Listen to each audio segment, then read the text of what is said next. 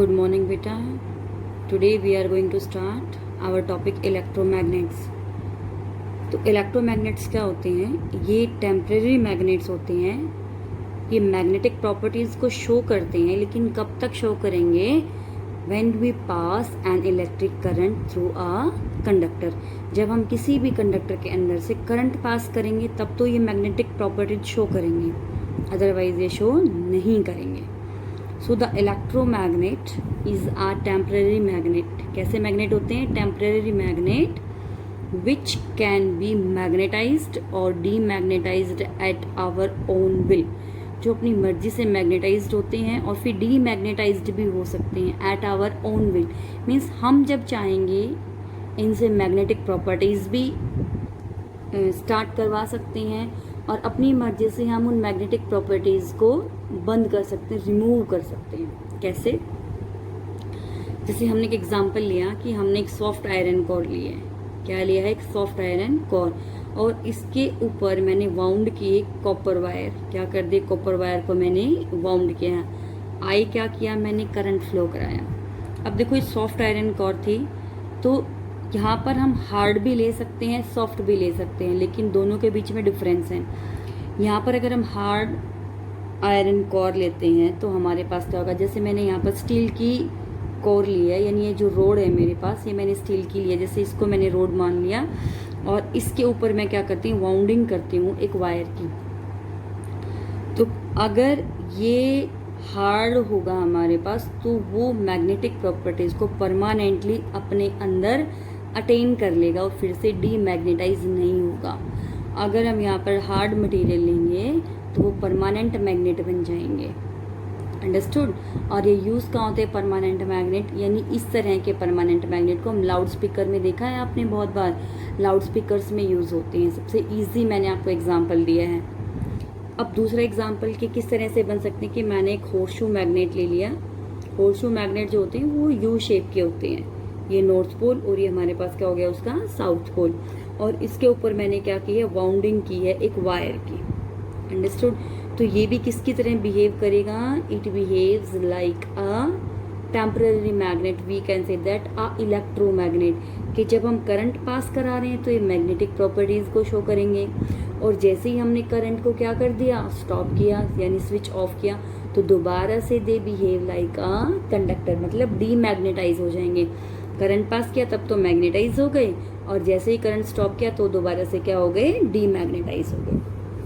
अब देखो इलेक्ट्रोमैग्नेट के यूजेस क्या होते हैं। तो इलेक्ट्रोमैग्नेट के हमारे पास बहुत सारे यूजेस हैं। पहला यूज हम क्या लिखेंगे? दे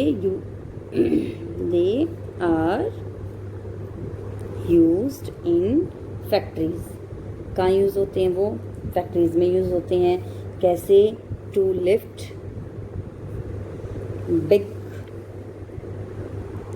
लिफ्ट बिग मशीन्स, बड़ी बड़ी मशीन्स को लिफ्ट करने के लिए। To lift big machines and to lift bulk of iron and steel. यानी हम इनको फैक्ट्रीज में यूज़ करेंगे क्या करने के लिए? बहुत जो हैवी वेट होते हैं उनको लिफ्ट करने के लिए हम किसका यूज़ करते हैं? We use our electromagnets. अच्छा भाई, इसके अलावा और हम इसको कहाँ यूज़ करते हैं? They are used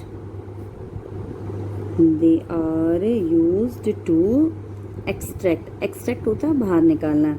extract iron और steel bullets from human body. जो ह्यूमन बॉडी के अंदर बुलेट लग जाती है, कोई भी आयरन पीस एंटर कर गया एक्सीडेंटली या अनएक्सीडेंटली, तो वहाँ पर क्या करते? किसका यूज़ करते हैं हम? इलेक्ट्रोमैग्नेट्स का यूज़ करते हैं उसको रिमूव करने के लिए। थर्ड हम कहाँ यूज़ करेंगे? They used in electric bell. Electric bell के अंदर इलेक्ट्रोमैग्नेट यूज़ होते हैं। इसके अलावा ये ट्रांसफार्मर्स में यूज़ होते हैं, इन ट्रांसफार्मर। इसके अलावा ये यूज़ होते हैं डायनामो कोर के अंदर। डायनामो कोर्स, इनके अलावा ये हमारे पास यूज़ होते हैं टेलीफोन डाइफोग्राम्स के अंदर। एटसेट्रा। ये हमारे पास बहुत सारे क्या दे दिए यूजेज, यानी इलेक्ट्रिक बेल के अंदर यूज़ होते हैं, ट्रांसफार्मर के अंदर यूज़ होते हैं, डायनामो कोर्स के अंदर यूज़ होते हैं, टेलीफोन डाइफोग्राम्स के अंदर यूज़ होते हैं। ये ह्यूमन बॉडी से एक्सट्रैक्ट बाहर निकालने के लिए आयरन को या स्टील का कोई भी टुकड़ा या पार्ट हमारी बॉडी के अंदर चला जाता है उसको बाहर निकालने के लिए यूज़ होते हैं। They used in factories to lift big machines and to lift bulk of iron और स्टील। बड़े बड़े जो हमारे पास पीसीज होते हैं आयरन के या स्टील के, उन सबको पिक करने के लिए, लिफ्ट करने के लिए, हैवी बॉडीज को लिफ्ट करने के लिए we are going to use our electromagnets. इसके बाद हमारे पास अगला आ जाता है कि इसको अफेक्ट क्या करता है, फैक्टर्स अफेक्टिंग इलेक्ट्रोमैग्नेट्स, कि इलेक्ट्रोमैग्नेट्स को कौन कौन से फैक्टर अफेक्ट करते हैं। तो देखो इसका हमारे पास पहला फैक्टर आ जाएगा कि सबसे पहले हम लिखेंगे कि the number of turns in the coil, in the coil. अब देखो जैसे मैंने एग्जांपल लिया था, अगर मेरे पास ये नंबर ऑफ टर्न्स क्या होंगी, ज़्यादा होंगी, तो मेरे पास मैग्नेटिक फील्ड भी क्या हो जाएगा, ज़्यादा। अगर नंबर ऑफ टर्न्स कम होंगी तो मैग्नेटिक फील्ड की वैल्यू भी क्या हो जाएगी, लेस हो जाएगी। तो सबसे पहली बात क्या है कि नंबर ऑफ टर्न्स के ऊपर डिपेंड करेगा। If we increase the number of turns then the magnetic field also increases और magnetic strength increases, and if we decrease the number of coils then our magnetic strength also decreases. अगला use यानी क्या affect करेगा, the current flowing in the coil, the current flowing in the coil। अब देखो अगर हम I की value increase करेंगे तो मैग्नेटिक प्रॉपर्टी भी क्या हो जाएंगी, मैग्नेटाइजिंग स्ट्रेंथ भी क्या हो जाएगी, इंक्रीज। और अगर हम I को डिक्रीज करेंगे तो हमारे पास जो मैग्नेटिक प्रॉपर्टीज हैं वो भी क्या कर जाएंगे, डिक्रीज कर जाएंगे। Is that clear. इसके बाद हमारे पास थर्ड इसके लिए फैक्टर क्या आ जाएगा, ये फर्स्ट फैक्टर था, ये सेकंड फैक्टर, और ये हमारे पास कौन सा आ गया, थर्ड फैक्टर कौन सा हो जाएगा कि the length of air gap between its poles, कि जो दोनों के पोल्स के बीच का एयर गैप है उसके ऊपर भी हमारा इलेक्ट्रोमैग्नेट की प्रॉपर्टी क्या करती हैं, डिपेंड करती हैं। कि if we reduce the length of the air gap between the poles of an electromagnet then its strength decreases. यहाँ पर ध्यान रखना है, अगर हम इसके बीच की लेंथ को डिक्रीज करेंगे, we are going to decrease the length of the air gap, तो इसकी स्ट्रेंथ क्या करेगी, डिक्रीज करेगी। और अगर हम इसको इंक्रीज करेंगे तो इसकी स्ट्रेंथ भी क्या कर जाएगी, इंक्रीज कर जाएगी। तो ये हमारे पास सब पॉइंट्स किसके थे, दीज आर आवर इलेक्ट्रोमैग्नेट, कि electromagnets are our temporary magnet which can be magnetised और demagnetised at our own will. हमारी मर्जी से हम इनको मैग्नेटाइज भी कर सकते हैं और डीमैग्नेटाइज भी कर सकते हैं। अब बनाएंगे कैसे, एग्जाम्पल ले लिया, एग्जाम्पल में हम डाल देंगे सोलिनॉइड।